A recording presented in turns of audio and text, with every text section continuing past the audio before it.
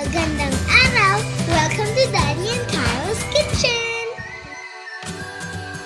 Today's recipe, we're gonna cook shrimp aligue!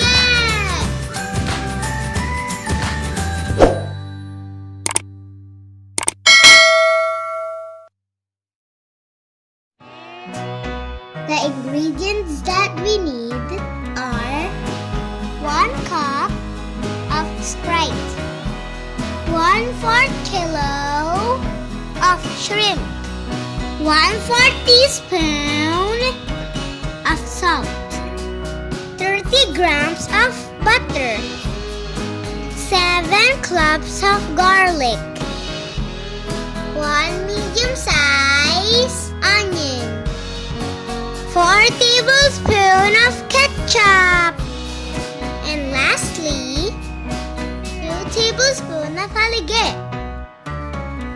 First, let's boil our shrimp with 1 cup of sprite. Maglalagay din tayo ng 1/4 teaspoon of salt para lumabas lalo yung lasa ng shrimp. Thank you very much for watching our videos. Don't forget to like, subscribe, and click the bell button para ma-notify po kayo sa mga susunod pa naming videos.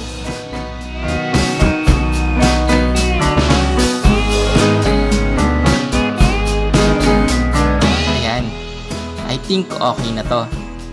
Huwag po nating itapo ng pinagkuluan ng ating shrimp.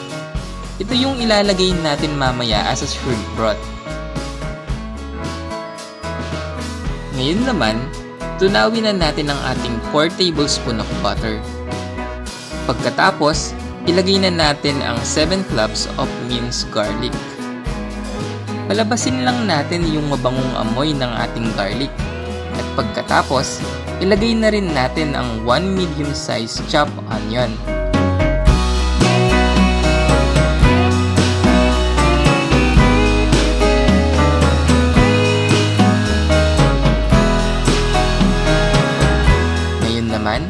Ilagay na natin ng 2 tablespoon of alige or yung crab paste natin.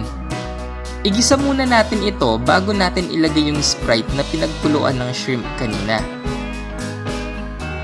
Sa mga nagtatanong naman po kung saan natin nabili ang ating alige or crab paste, you can DM our good friend Kevin Russel. Napakasarap po ng alige nila. Ilalagay ko po ang Facebook page nila sa description box.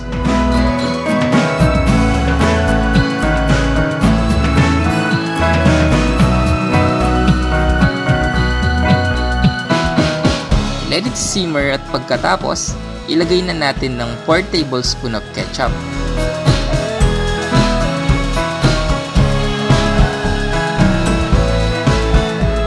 Let's mix it. Pagkatapos, let's add the shrimp.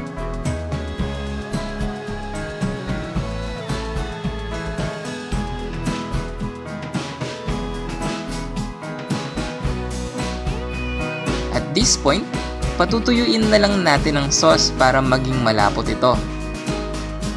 Ayan, I think pwede na to para kay Kayla. Ipagtatabi muna natin siya. Pagkatapos, this is optional na lang, pwede po tayong maglagay ng hot sauce or chili sauce.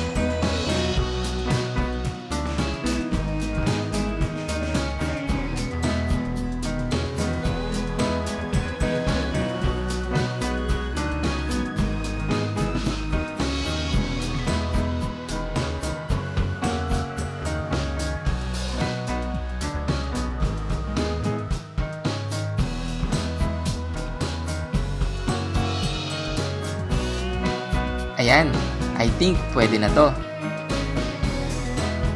Ito na po ang ating napakasarap na shrimp alige.